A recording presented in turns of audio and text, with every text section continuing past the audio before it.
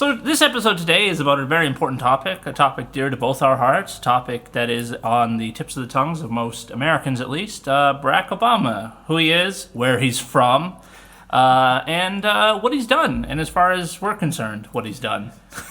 Yeah, just so to give you a heads up, Mac isn't actually a birther. He doesn't actually think that he was born in Kenya. And a host of other things. He's just taking the piss. He could have been born in Kenya. We don't know. We haven't seen the long. What is it now? No, that one we've already seen. Or what? Who cares? But anyway, the point is, it's like it's almost to the point of being some kind of philosophical question for birthers now. It's like, can any information be known? Can one truly know anything? I don't know, including where the president was born, as if it even matters anymore. I don't know. The birthers are kind of old news, though. There's so many other insane things that have happened since then. So. Oh yeah, it's been nothing but it's signs of the times. It's just insanity, eh? Kind of, yeah. Change is the only constant. But some change isn't exactly all that impressive, though, eh? Yeah, nice one. But no, that's actually a very good point. I was really happy when Barack Obama was elected. It was a really miraculous moment, and it was a really historical moment. But it's been pretty underwhelming throughout the presidency. Would you agree, Mac?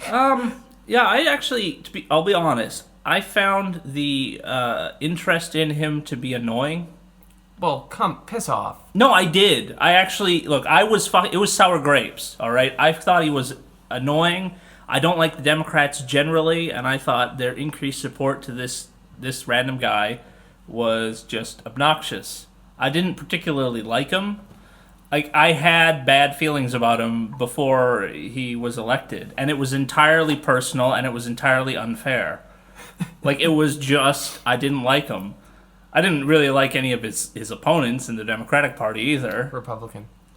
No, I meant when he was running against Hillary Clinton. Oh, the Republican Party was a fucking nightmare. That's a whole different circus. A fever dream of madness. But as far as I was concerned, he was just not really all that great. I didn't like him.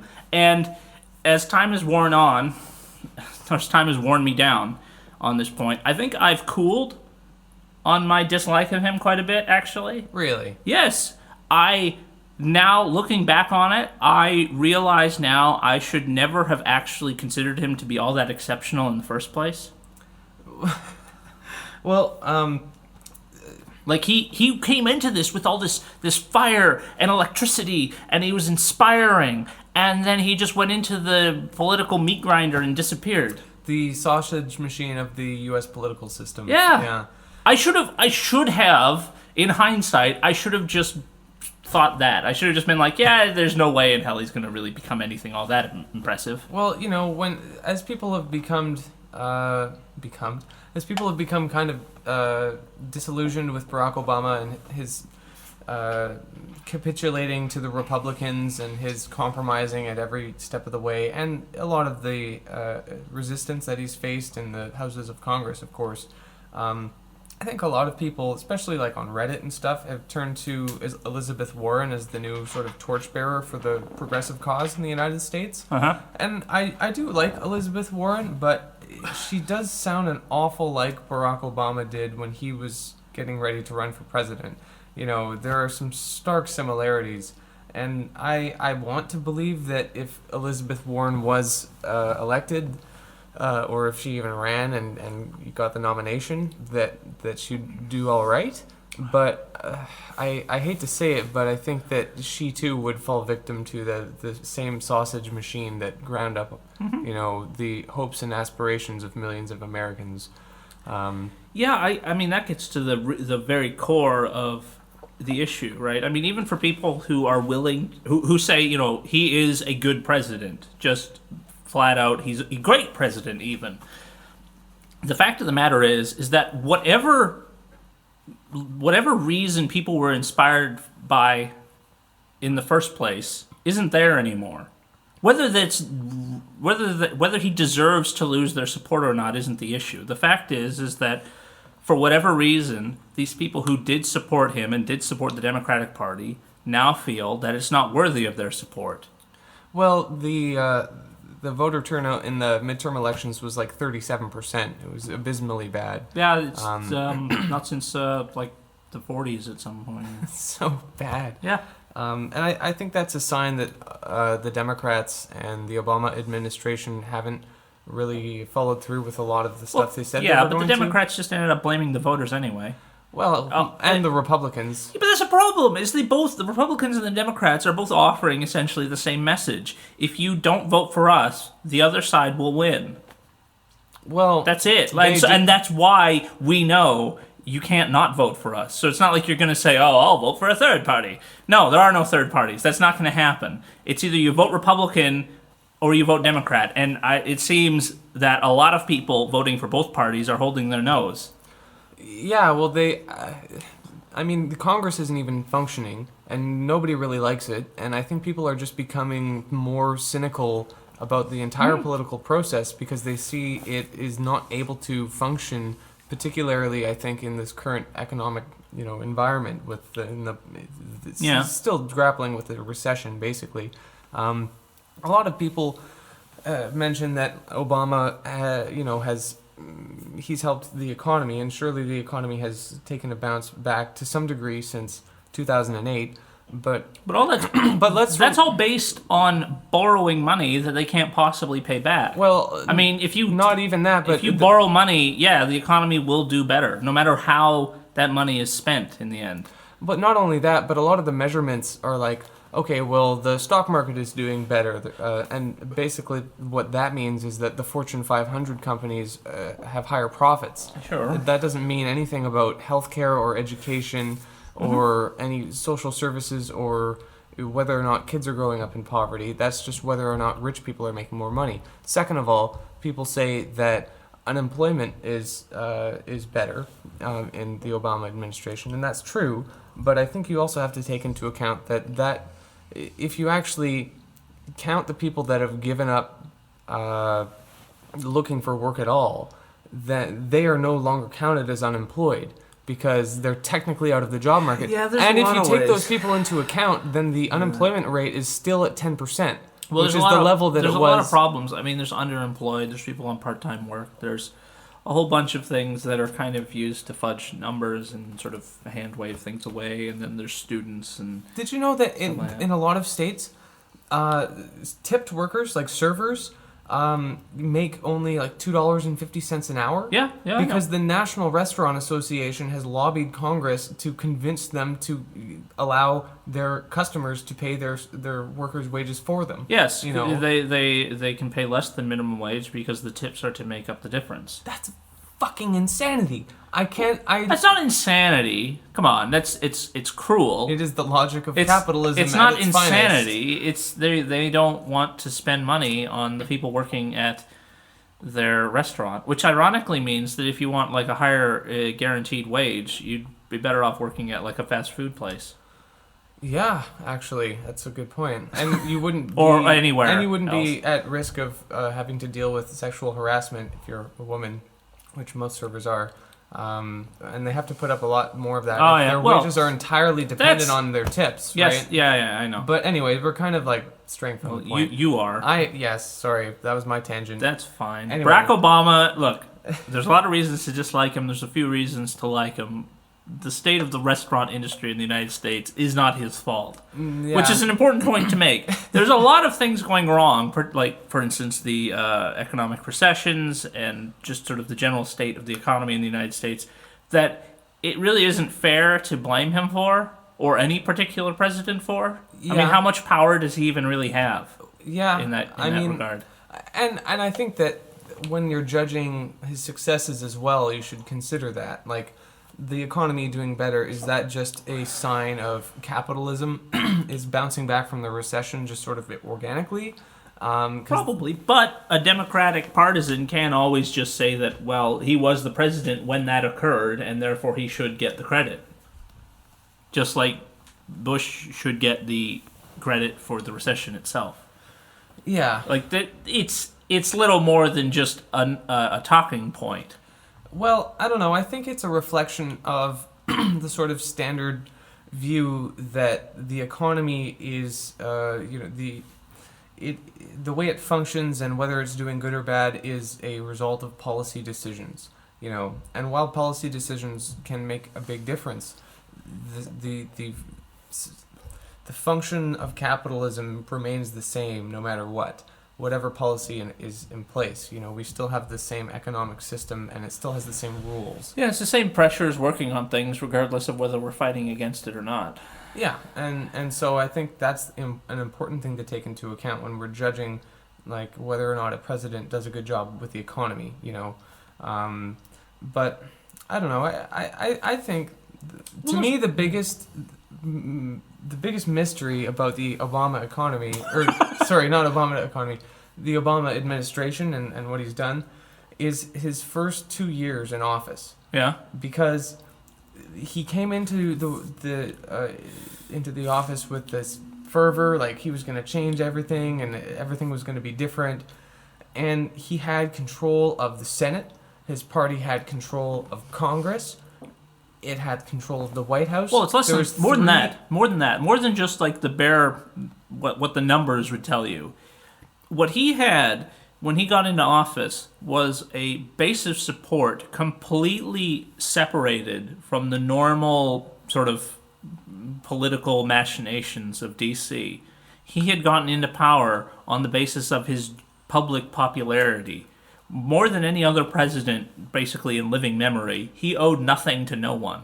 He could have gone in there and said, "This is what I was elected to do." These are the people who ensured that I was able to succeed and get here, and those are the people I need to be accountable to. But that kind of got washed out, and then eventually he became a lot more bland and sort of beige, and not really all that clear. If there was any point that he could have did all the things that he said he was going to do, it was in the first 2 years. Well, I'm still waiting for Guantanamo Bay to be closed. Well, I was going to just mention that. I mean, that was the one thing that it's like, okay, if he was going to do one thing, it would be that. To me, it makes the least amount of sense because it's not like they're short on other black sites or even just potential locations they could send people to. It is just that Guantanamo Bay is such a public disgrace for the United States that it still seems like such a bizarre thing to just let it exist and just go, well, it'd be too difficult to get rid of it. It's and another one is it's too difficult. Like he could have done an executive order to try to deal with gay marriage, but instead he's like, no. The good idea is to just let it slowly work out in Supreme Court case and state court case after court case after court case. I mean the moral position's on our side, so we just need to pull up our oars and let the tide drag us on the shore. And yet, there is always going to be a large amount of states, particularly in the South, where gay marriage is probably just never going to be legal without some sort of federal mandate. Well, that's the problem. When you try to say, I have a position, I have a moral, a moral position on this, but I'm not actually going to prosecute it as a moral issue politically. And I'll just let the legal system deal with it. You just have abandoned the most significant aspect of the whole fucking debate. This is a moral fucking issue. This is about equality. Where the fuck is he? Yeah. He's at the sidelines cheering when they state win. A or state B. Yeah, and he goes, "Yeah, that's great. Another step in the right direction." It's like, what the fuck, man? Come on. Get in there. Yeah, and it reminds me when he was talking about Guantanamo, when there was the controversy about the force feedings there, and he was the way that he addressed it was very peculiar because he said I was just as shocked as anyone else to hear these revelations. Oh, I love those. I love those. I love those speeches. Is this who we are? Is this really who we are? If there was only something the President of the United States, could do or say, or someone I could call.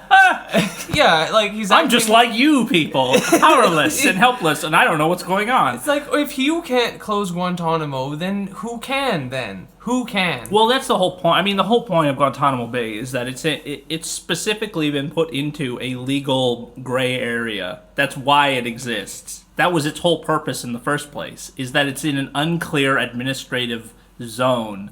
And so it's not really ever going to be anyone's responsibility. And so the only way you would close it, if you had someone with the fucking balls to just step forward and say, I'm taking responsibility for this. This is an issue that is my fault, and I'm going to close it. Or I'm going to keep it open because we need it. One or the other. I mean, fucking take a position. Yeah. And I find that has been a real hallmark of his presidency. Jon Stewart played a clip a few months ago where he compared some speeches from Obama when he was running for office and versus his press conferences today.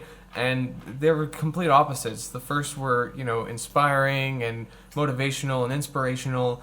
And all the second half was just like, well, we're facing opposition. These demands are unrealistic. We're trying, but it's an uphill battle. And it was just rationalization after rationalization after excuse. In hindsight, it seems like he said the things to get elected, and then he says the things to stay in power, and nothing else. I don't actually believe he was that Machiavellian about it. But when you're talking about like facing the electorate, like in the most recent midterm elections, that's what people are going to see, and that's what people are seeing, and that is the perspective that he has put forward of himself. That he will just say whatever you want to hear. Yeah. At whatever moment. He agrees with whoever he's in the room with, basically. Well, I mean, he does. He's not completely sociopathic. I mean, I'm not talking about a sociopath. I'm talking about someone who probably just is either kind of stupid, which is unlikely, or he sincerely believes that his positions in his head are so obvious to everyone else that it's not even really necessary to fight for them. I found that during his election campaign, they did choose rather vague words that you could really sort of put whatever meaning you wanted onto them, like change or hope. That means whatever you want it to. And in coming out from the dreaded Bush years, where everything seemed awful and was awful, people were desperate for a change, and so. But everyone wanted something kind of slightly different, right? But you're not going to be fucking remembered for the low bars you set for yourself. All right? You're going to be remembered in hindsight as a kind of subpar president. Yeah, but my point is that, there was no real. He did take some specific stances on issues, but people now. They are disappointed that he didn't do the things that they were imagining he would during the election campaign. The Democratic Party probably thinks that that's their fault. They shouldn't have believed in him. It's a weird kind of double think there, where it's like, yeah, if it's the kind of illusion where you support us, then, kudos. But if it's the kind of illusion that you actually believe in for more than 4 years and then are disappointed when it doesn't happen, then you were just a foolish individual who didn't understand the realities of politics. Well, I find now people that voted for Obama, or here in Canada, people that liked him and were hopeful that he would make some good changes, still, Or people in Sweden who really liked him and gave him the Nobel Peace Prize. Inexplicably, yeah. But people I find make a lot of rationalizations about what has happened in the last 6 years, and it always seems to be the same kind of rationalizations that Obama gives. He's facing lots of opposition. Those Republicans are so insane. Oh, come on! Every fucking Monday they talk about bipartisanship, and every Friday they talk about how the Republicans are impossible to work with. Yeah, it just goes back and forth every time. Yeah. They go, oh, everything's great, we're going to work together. And then, nothing happened, and so it was the Republicans' fault. People don't believe that indefinitely. Yeah. And they haven't, and they're not. It's just, that's what's happened. If you want to talk about, real politics, that tactic is a failure. I think that if Obama really wanted to do, or intended to do the things that he said he was going to do during his campaign, he would have used, in the face of Republican opposition, he would have used just as many executive orders as Bush did. And, I'm not a big... How about half as many? Sure, any fraction. But, I, just as anyone else, dislike the frivolent use of executive authority. But in light of this opposition, I think it would have been totally warranted. You know. Well, particularly early on, when he had probably the greatest amount of popular support, and he could have said, I. This is why it's so important to actually have clear goals before an election. Well, yeah, but he didn't even need to use an executive order in the first 2 years because he had No, he both did. houses of Congress. He did, and there's an important reason. The Republicans, for one thing, the Republicans would have filibustered a lot of his policies, and in some cases, some Democrats would have voted against The him. Blue Dog Democrats. Yeah, which they are desperate to keep in their positions to the point where they're willing to basically undermine the broader support their party has. That I don't quite understand about American politics. Well, they have. It's weird. It's like they don't really have a two-party system. They just have a four-party system just inside of two parties. Then each party is threatening their supporters with the rule of the more extremist side of the other one. Really, though, I think as far as I'm concerned, insofar as politics goes, I don't really care how much Obama or anyone else tries or faces opposition and whatever. I care about results and whether or not they do what they said they would do, or at least something resembling it. And I think that, I don't know, with Obama, he just seems to capitulate to the other side and compromise when it's not necessary. Mm-hmm. And, there's a big segment of the American population where it doesn't even matter if Barack Obama personally saved their life. They will still hate and fear him. Well, both parties rely a lot on fear. Yes, but my Like a lot. I'd say even the Democrats probably rely on it more than the Republicans do. Oh, piss off. No, I mean it. Their parties. Look at him. He's not done the things that his supporters actually expected him to do. The Republican Party didn't have that problem. Yeah, actually, come to think of it, when the Tea Party revolt happened, and if you want to call it that, which I don't, but Well, you just did. They so did all too those late. anti-government things like they said they were going to, and lo and behold, the economy was completely fucked even more because of it, and a bunch of other insane things happened, and so people got mad at them and frustrated. So, yeah, fancy that.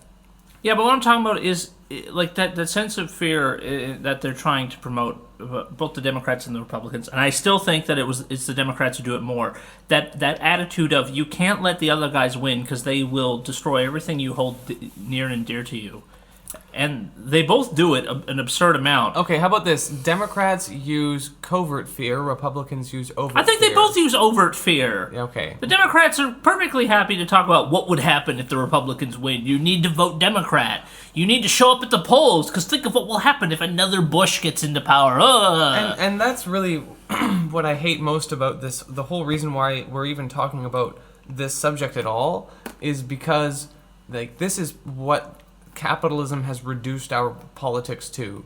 It's just party A or party B, and you can't escape from it. And it seems like every attempt at having a third party seems to be this sort of pissing into the wind failure. And it's really depressing. I mean, Americans want change, and there is no avenue. Well, they did. Now they're just depressed and cynical. I guess so. Well, I don't know. Another thing, though, I remember shortly after Obama came into power, and he was picking his cabinet. Yeah, exactly. When people first realized there was something amiss. Yeah, that is precisely when I realized there was something amiss. It's like, oh, you... Those are an odd choice for FCC commissioner. Hold on, your economic advisor used to work... Which bank was it again? The one that went under? Or was it the one that just bamboozled tons of money? Like, oh, okay. Well, maybe they've had a change of heart. As it turns out, they didn't. So... Well, it's a good thing all the shitty things the Democrats do, from our perspective, are all things the Republicans are perfectly happy to not criticize them on. Yeah. Otherwise, the Democrats would be under some rather more serious scrutiny. Well, I can't believe how when Obama and the Republicans will be on televised debates or be debating a particular topic, they're almost in a competition as to see who can cut more spending. there's this sort of like, you know, like spending cuts are like the be all and end all, and Obama has allowed himself to get roped into this very reactionary and right wing rhetoric, and I think that the right wing in the United States is extremely fucking professional at deciding what the rhetoric and what the like sort of political discussion is, because they're so adept at using the media, you know. And they decide the discourse, and you know Jon Stewart. They decide the discourse because the I think the Democrats know that it's better for them to decide the discourse, because what they have to offer is unstable and generally kind of not all that. Like, it's not stuff that they can really put through. I mean, a lot of the stuff the Republicans are like proposing will never happen either. But there's this conceit that the Republican Party's overall rhetoric is more in line with what we will end up doing anyway. Yeah. Like, anyway, because like all that stuff's just like the frontage to it, and it's the back stuff that we don't ever actually see, where these decisions have already been made. Yeah. You know, like this is all like in aid of nothing for the most part. Well, it's like the Democrats are kind of like the Liberal Party in Canada, in the sense that they'll put through the same cuts to social services, but they'll be more apologetic about it. They'll wring their hands about it, and that is at least what we can have. We can have someone who is, you know, sad that they had to do this to us. And I think that's a really Again. perfect example of the limits that capitalism puts on our political system. Is even a you know, supposedly decent person and well-intended person like Barack Obama, you know, has to cut millions of dollars from social services, and somehow at the end of the day just say sorry for it. Just say sorry for it. Well, yeah, they're still talking about trying to balance the budget and all that crap, which won't ever happen. But they're getting kind of close. I mean, relatively speaking. You know, it's possible. They just have to like gut pretty much everything. Assuming this is, of course, assuming they're not going to raise taxes. Well, I was actually going to think. I thought that you were going to say assuming that they aren't going to touch the military budget, because that is like the sacred cow insofar as many Americans are concerned. Well, to be fair, they do need to have their military budget in order for their the bright shining beacon of American politics to be cared about throughout the rest of the world. It's kind of the implicit understanding that their, you know, great democracy is listened to because they have the largest military. Yeah, larger than like everyone else put together. Well, more expensive, at least. Yeah, well, it's interesting. I don't think any like two modern militaries have ever gone head to head, so we have no idea what's going to happen anyway. Yeah, well, a lot of it is just kind of stuff to spend on, you know, things. Military. Well, arms contracts, helping out your buddies in the military. A lot of it is not revolving door. A lot of it really isn't like meant to be put toe to toe with someone who has similar equipment. It's more meant for like efficient targeting of enemy combatants. Speaking of which, Barack Obama has found a much cheaper solution to that. Ah, yes. Apparently cost-effective and efficient, and also taking the whole military thing out of it, so it's no longer a military matter. Yes, and for our listeners that are scratching their heads, we're talking about the drone war. Yes, right. And speaking of which, there was a report released recently which stated that for every one target that they were intending to kill, there are 28 unintended and usually unidentified civilian casualties. Yeah, it's amazing how hard it is to find specific numbers on any of this. Yeah. Like, there's just sort of estimates. Because there aren't any? Well, the thing is, for the longest time, I'm not even sure if they're doing this anymore, or if they just decided to be at least a little bit plausible. But for the longest time, the American government said they had never actually killed anyone that wasn't a terrorist at all. Like, they had all been enemy combatants of one form or another. Every single one of them. So how long did it take people to realize that that was complete bullshit? Well, I don't know if anyone really realized it, but just that it was just sort of something they would just say. And it was not so much that they actually believed this as much as it was a matter of definitions. Oh, so that's kind of like the NSA saying, "Oh no, well we super promised this time that we're not spying on you." Well, and then it turned out that they absolutely were fucking spying It's more on like everybody. if the NSA were to say that they only spy on people who are actual threats, who are designated threats. But and then then- what is meant by designated threat is just kind of like anyone they have a kind of suspicion of, which basically means anyone they decide to investigate, which And that- becomes just sort of a circular definition. Yeah, and then they don't also mention that the way that they determine who is a threat and who is not is by spying everyone on everyone in the first place. Yeah, well, that's sort of what the drone strikes were defined as. Like, basically, anyone who was being attacked by a drone was, in principle, an enemy combatant because they wouldn't have been involved in the drone strike if they weren't. That is an awfully convenient definition, isn't it? Yep. I don't know if they use it anymore, and it really doesn't matter because this is all just talking points anyway. It's just something to say to journalists who don't really care about their jobs. Really, I mean that's what it's for. It's just to like placate them just enough. Well, it depends on how you define care about their jobs. If you mean like that by care about the integrity of journalism or care about keeping their journalism job. Well, both. I mean, I guess that gets into another thing Barack Obama's done, which is gone after more whistleblowers in journalism than any previous president. That was the logical next subject. Yes. Yeah. Um, I mean, so even if then- you want to be, yeah, you might end up on the wrong side of yeah. Well, the president. more whistleblowers than all presidents combined have been mercilessly persecuted by the government. There's quite a few, and it is pretty bad. But at the same time, he's not George Bush. That's the important thing to remember because we have to remember, like it literally has to be mentioned like every 30 seconds because otherwise you'll start to go, hey, he's really not that great. do you want to go back to the Bush years? Huh? Is that what you want? Huh? Well, I don't know. We didn't have drone strikes. We didn't have as many. Journalists being persecuted. The deficit wasn't as big back The then. amount of children in poverty was probably less. I'm just sort of, hunching. I don't actually have any. There numbers seemed to back be that up, there seemed to be light at the end of the tunnel because we all knew George Bush was going to eventually go away. but- and now we're just not sure. now where it's like, well, what's going to happen in the next election? I don't know, Hillary Clinton or a Republican. Great. Hillary Clinton's better, I guess. But once again, I mean, that's a low bar to set to put up, right? I don't know. You come on, you know what the last Republican fucking circus that came through town last time. They were it was a shit show. It was a bunch of insane people. The only reason I paid any attention to it at all It was is like a because cruel- the it was news like a- media it was like a insisted cruel on- joke done on a bunch of crazy people.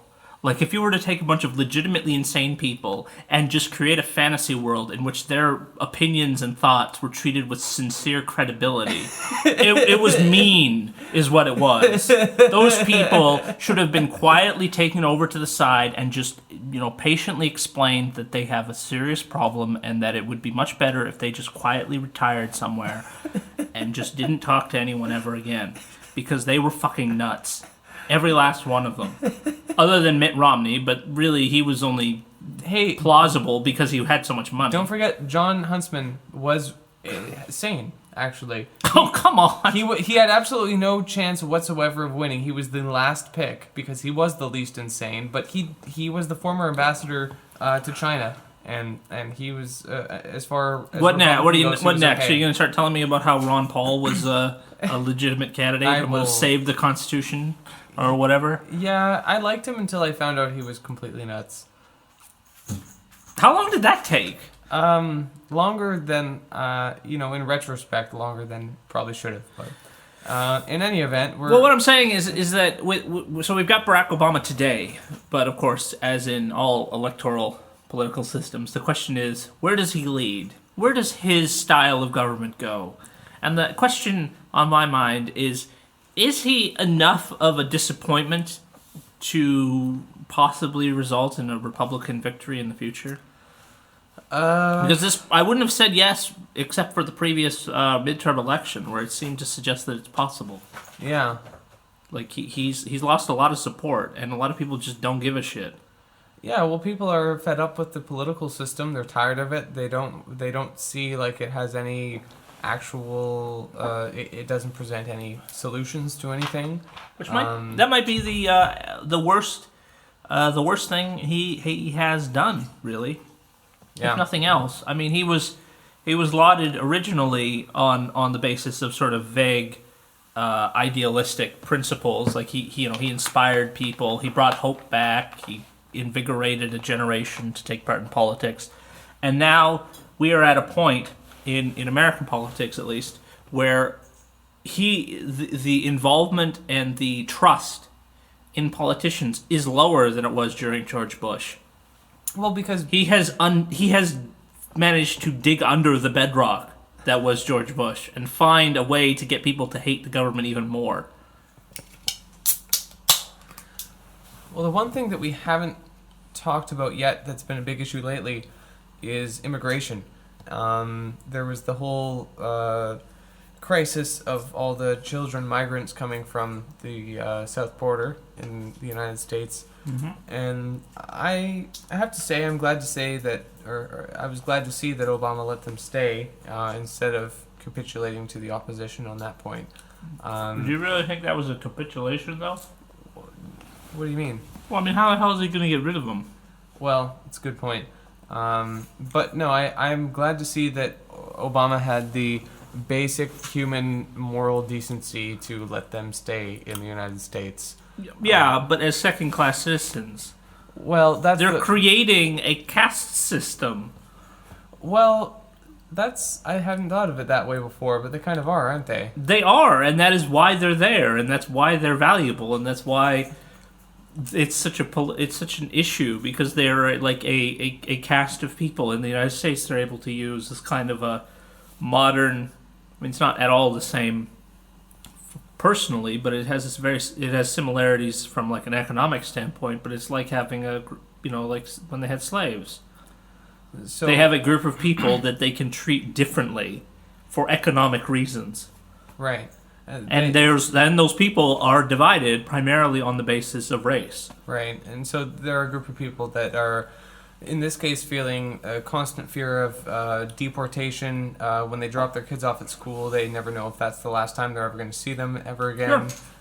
They can't get most of those social services. They'll be lucky if their kids actually do go to school. I mean, that's Right. always Yeah. nice. But all that. No, the kids that were born in the United States have citizenship, right? No, Yeah. not all of them. No, if they do, if they're born in the States, then they do have full citizenship. Oh, they well, do. that's going to be horrible when their parents get deported. Well, that's exactly the problem, that their kids might be able to stay, but yeah, their parents are under threat of being deported for any minor fucking traffic violation that they might commit. Well, they might not even anything. Just have the stop and search things that they've been doing in the southern states, Right. Yeah. where they'll just be like, "Oh, you're the wrong shade of corrugated cardboard, and so I'm going to pull you over. And do you have a license? And blah blah blah blah blah." And Yeah. that whole thing. Yeah. So it's really tragic. I mean, and I really, I want to say that I really hate to see, or like I'm shocked at the amount of racism. Are you really shocked, though? Well, no, but I just mean like, my point is that I want to be shocked. Canadians, it's sort of a common pastime of Canadians to make fun of Americans to make themselves feel superior, right? But Right, and yeah. and so a common insult that's lobbed is, well, Americans are so racist. But Canadians like to ignore the fact that we've been racist towards First Nations peoples systemically for like the last. To be fair, Forever, we've been so- racist to all sorts of people. The country is hardly a fucking bastion of racial tolerance, Which is at a least shame. historically. Now it's kind of better, but Yeah, there's still a it's bunch of pretty there's still a good. bunch of odd and almost inexplicable things that are kind of. It's the kind of racism where people don't want to deal with it because then they'd have to admit they were racist in the first place. That is precisely the problem. It's like, well, yeah. If we say it's not happening, then we're not racist, right? That's how it works, right? Yeah. So anyway, Yeah, no, he has done a lot of things that were as far as not like tearing up millions of families. Yes, I agree. That's a plus. That's a solid plus. That's a C plus. No, but I give more immigrants have been deported under Obama than under Bush. Yeah, but a lot of them got to stay, so that's good. Oh, well, a special group of them, sure, but Well, more importantly, though, he hasn't had much headway on actually resolving this issue. no, they've sort of put off this vote on. It's called the Dream Act. No, it's a good Because name. we can't just fucking have a law. We have to fucking have a name that's all cool and shit. It's you can't just be like, no, this is a serious issue. Millions of lives are at stake. We're gonna fucking give this the gravitas that it needs, and just give it a generic name that will itself eventually gain maybe credibility. No. Forget that noise. We're gonna give it a silly name because, the dream of America, blah blah blah, Ellis Island, blah blah blah. It's that fucking bullshit. I right there, people should have realized that there was a problem. The minute they called it the Dream Act, they should have gone, oh, there's something fishy going on here. Well, they put off the vote on this. No child left behind. This is the kind of bullshit I'm talking about. No, I'm familiar and I agree, but the Dream Act it was proposed a long time ago, and it's sort of that bill that has been like passed around, like, oh well, we'll vote on it later when it's more politically convenient. Like an but we abandoned can't. Mexican child. It's been passed around from person to person. And Yeah. we can't we can't vote on it now because there's like the elections coming soon, and we'll do it later, and then it sort of gets forgotten about, and they never do it, and it's just this. It's a giant snowballing travesty. I know he And- wants to fix the problem because he kind of said he would, but on the other hand, he doesn't actually want to fix the problem. He just wants it to have been fixed by someone else and get the credit. Yeah, Kind of like with gay marriage. with gay marriage. Yeah, Except with the immigration thing, there's not really it's not about the law, It's not like a specific law that needs to be in place. It's not like you can just say they need to leave. Their law done. Because that's already the law. The law already is that they're not supposed to be illegally immigrating to the United States. yeah. I mean, could That's where the Republicans will just say in return, well, we have all kinds of laws already in place, but this president of ours just won't enforce them. Well, I think if there, in the fantasy world where Obaka Barama, Barack Hussein Obama. And you can't forget the Hussein. And you know why, right? Because who else had the name of Hussein? Saddam? Exactly! Yeah. And that's important for some reason. Yeah, because the Republicans say so. But anyway, if there was one instance or one of many instances where he could have used an executive order, I think this immigration fiasco. I heard he was would have going been- to, actually. But I heard a lot of things, Mac. I heard a lot of things. yeah. Well, the funny thing is that, like, an executive order is still just going to be a temporary solution. I mean, the Ronald Reagan did executive orders for this, and he put through amnesty and stuff like that for certain immigrants. But it's still just a bigger problem now because there isn't like a framework in place to actually deal with the people coming in. Maybe In mass. Maybe the tendency of the economic system. I mean, if they want no immigrants in, just dig a big trench and like fill it with gasoline and light it on fire and just make sure no one can get in and just shoot people who try to get in. I mean, if that's really how you want to do this, if that you don't want immigrants coming into your country, just start killing people. Fine. Mac, that's not politically correct or acceptable. So that's why they don't. Yeah, exactly. But I mean, that's the that's the fucking disgusting nature of it. Is that they will just allow millions of people to sort of exist in this bizarre limbo because they're fucking too spineless to actually do anything about it. The thing that I think they should be able to stay, and there should be a process in place by which they can get citizenship just like anyone else. That's it. There. Just do that. The whole problem is that the lineup to get a green card to the United States is the longest lineup in the world. Well, then fucking fix it. Yeah, well, sure. That's a fucking administrative issue. And as the administrator of the United States, that's Barack Obama's fucking purview. It kind of reminds me of the Department of Veterans Affairs fiasco, where they have this, like, thousands and thousands and thousands of veterans that haven't gotten health care or treatment for their post-traumatic stress disorder. I'm and sure all everything those else. Democrats who are clucking to themselves about how Obama ended the wars in the Middle East are just going to veterans hospitals and telling them, well, sure, you're not getting the services you need, but the war is over. Well, that's funny because it's just started up again. Kind of. I mean, we're now sort of we're in like the early phase of the Vietnam War where they're all advisors, quote unquote. Right, yeah. And then eventually things sort of change, maybe. I mean, it depends on how much staying power ISIS has, or what this will result in. Because I have no real illusions that ISIS will be the last fucking, doll in this nesting doll of terrorist organizations. Well, it's We're funny. just going to find there's just going to be another thing that will just crop up because the Iraq government is weak and insipid and corrupt. It's funny, well, maybe not funny, but Al-Qaeda used to be the extremists, and then ISIS came, and then Al-Qaeda was characterized as being more moderate We're than supposed to call it ISIS. something else now, aren't we? And so now Al-Qaeda almost seems like the more moderate extremist, and it's just a weird clusterfuck of terrorism. Well, they're all just playing for their audience anyway. Yeah. I don't know. I mean, insofar as ISIS is concerned, like, I get, like, they are... You understand their mindset? Is that what you're about to say? Fuck right off. No, I understand the urge for military action and just the desire to do something. Desire to stop them with weapons? Yeah, to kill them? The problem... I understand the desire to kill members of ISIS. I get it. I'm one of them. Yeah. I do want to kill them. Yeah, they're I horrible. really do. And I would love to see them all just, obviously not shot in any gruesome sense, but preferably arrested and tried and then executed. That would be great. Or at least put away forever. I don't fucking care. Just gone. I want them to disappear. Yes. Like in some kind of fucking time warp, ideally.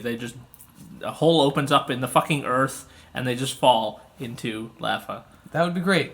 But unfortunately, they are relying on drones and airstrikes, and a reminder of the statistic earlier where 28 to 1. Well, it's not just that.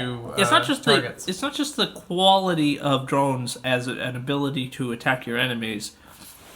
It's the fact that the problem ultimately in the Middle East is the kind of governments the United States is propping up over and over again. They fucking overthrow governments and then they support a new government, and those governments really aren't that great, but they're generally just given money. They just create these artificial situations where governments that should have been overthrown years and years and years ago in relative peace end up becoming these like hyper-militarized edifices that require violent revolutions to eventually overthrow. Well, Mubarak was a product of many years of propping up of the United States, and then... And then Obama gets credit for overthrowing him. Yeah, right. Right? He was on the right side of the Arab Spring. Of history, sure. Again and again and again. And nothing seems to have improved in Egypt somehow. Yeah, well, to be fair, I mean, the United States had at least a good idea there. Obama didn't take sides. He wasn't like, yeah, military dictatorship over the Muslim Brotherhood. Good work. Or whatever. He didn't pick anyone. Although at the same time, there were people he could have picked that were not, like, military despots. I guess so. But that gets into the whole thing of, like, American principles versus American interests. Yeah, and that's, I think, one very important issue that Obama has decided to skirt around and try to downplay and not talk about during his presidency. Well, yeah, like all these governments that they've helped create are all kind of undemocratic and corrupt and sinister in a variety of rather unpleasant ways. Well, let's be fair. It's slim pickings in the Middle East insofar as parties that are. You're not right. corrupt. They haven't invaded enough countries to get a proper sample size yet. There might be a good one in there that they managed to just crap out. Well, I don't know. I don't think we can necessarily blame Obama for not fixing the Middle East. Oh, sure you can. He is the president of the country that has the largest military and greatest diplomatic support in the Middle East. What? He has more allies in the Middle East than anyone in the Middle East has. So, with their military and diplomacy, should they just send more troops in? Is that what you're saying? No, I'm saying that if the Middle East is an issue that can be solved, then the United States can solve it. And probably no one else. And if they can't, then it's still something you could blame them for. I mean, blame isn't a matter of Responsibility? It's not like some kind of legal court case. Blame is something you say, look, this is a person who said they'd do a good thing, and they didn't. And in the case of Obama, he said he'd do a lot of great things, and a lot of those things he didn't do. And whether or not that was his fault, it was definitely his fault to get people's hopes up. Yeah, fair enough. I mean, and this is the thing, right?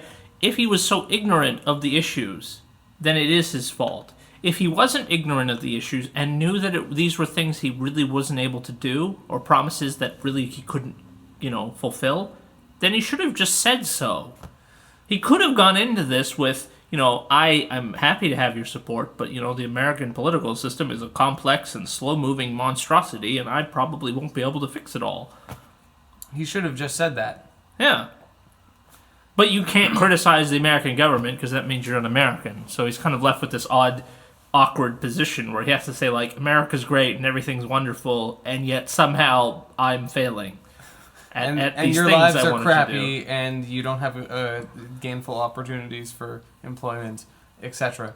Yeah. He's sort of left within his own rhetoric. I mean, if he was to take politics more seriously than he has, then that would have been a legitimate option for him to take. He could have, instead of, hope and all that, he could have been maybe somewhat more cynical, and sort of said, look, this is what I want. I want what you want, but this is the situation we're sort of marching into, so we need to be prepared for that. That's probably what he should have said after he got elected. Or before. He should have said, I think that's not an if he was inspiring thing to platform. No, but what he could have said was, you have all these millions of people. He could have said, look, yes, we all want me to get elected. I want me to get elected.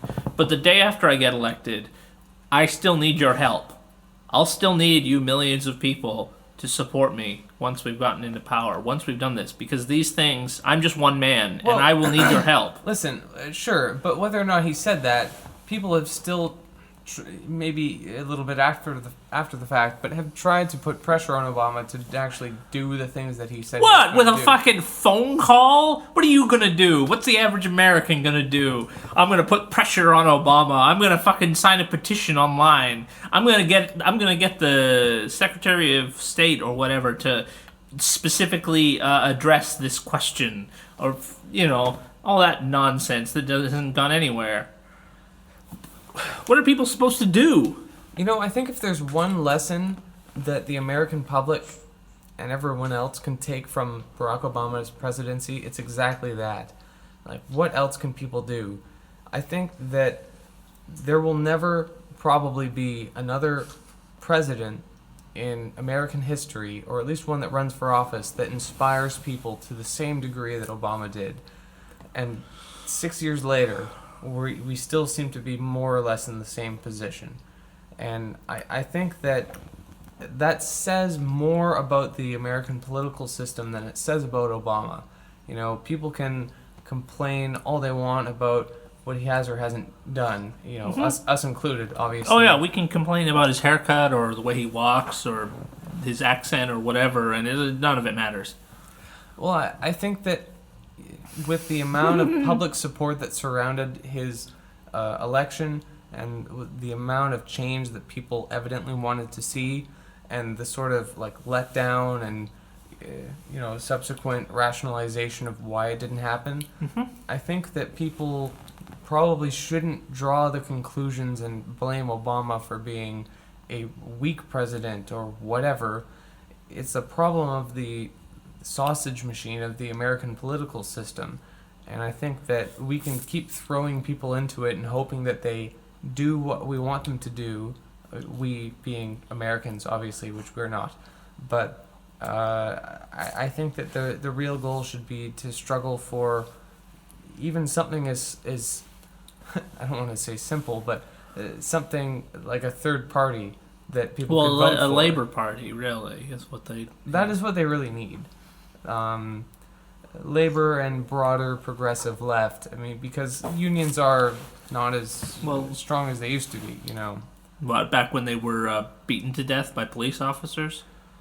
Well, yeah, we're sort of going back to that point where it's sort of the ass end. It's of the hard bell to tell. curve. Well, I mean, strength is a sort of vague thing, but I think a Labor Party is needed not just because Labor's strong or weak, but because the whole issue is about who is being represented by the Democrats and the Republicans, and I think Obama is a clear representative of the fact that neither party represents the American people. Yeah, I think. I mean, here you had true. a guy who, more than anyone else, was representative at least of their hopes and aspirations. And what happened to that man? And- what happened to that great man? and- That inspiring man? and He's now- gone. and He's now dead. The White Where did he House- go? The White House is now the place where the hopes and dreams of millions of Americans go to die. Yeah, and the important thing really now is to hopefully convince people not to simply not vote, as happened in the last election there, Yeah. but to try to get them to build a new party separate from the Democrats and Republicans based upon the labor movement. Well, Not just arbitrarily, but because it's the only part of society that can actually implement its own interests.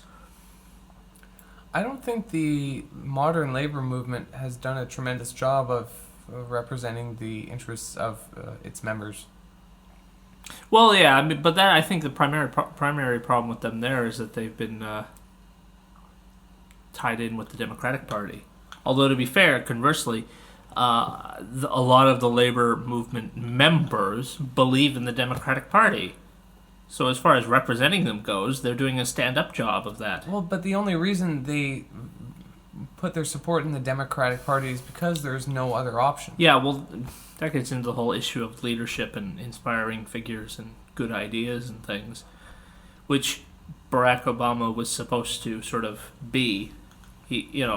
And people like to think that he still is because there are no other options. Because it's really depressing if he isn't. Yeah. I mean, it's really fucking depressing if he isn't. Exactly. If that man isn't the golden child that we had hoped he was, then there apparently is no real hope for the American political system as it exists. Well, that is kind of our point, isn't it? Yeah. So, But that's a lot of hard work, whereas voting for a guy and supporting him and sending him money is not hard work. just radical enough, but you don't actually have to do anything different. Well, I don't know. Like, it's an established political party, but he's not an established political candidate. That was the idea. I don't want people to feel responsible themselves for the system being fucked up. I mean, Why not? We're all born into this. Who cares? It doesn't matter. Responsibility isn't about fucking legal culpability. Like I said before, this isn't about, feeling bad about it. I don't want Obama to be responsible just so he can feel bad. I don't want him to go home at night and cry into his pillow because he's such a terrible president. I don't care what he thinks about his presidency. The issue is, what could have worked and why. Well, I don't really... Yeah, I mean, that sort of hits on what I was saying much earlier. Like, I don't really care if Obama is trying really hard in face of opposition. Yeah. I care about results. Like, this is politics, Well, I guess that's what it all comes down to, eh? Results. And Obama is not a man of them, No. either from an electoral standpoint or from a, political standpoint. He is still a decent guy that gives a punchy speech every now and then. Oh yeah, he's gonna. Once he retires, once he goes back to his real work of giving inspiring speeches, he's gonna be doing the circuit, man. Yeah. He's gonna be amazing once he's no longer president. Well, maybe then he can make some real change.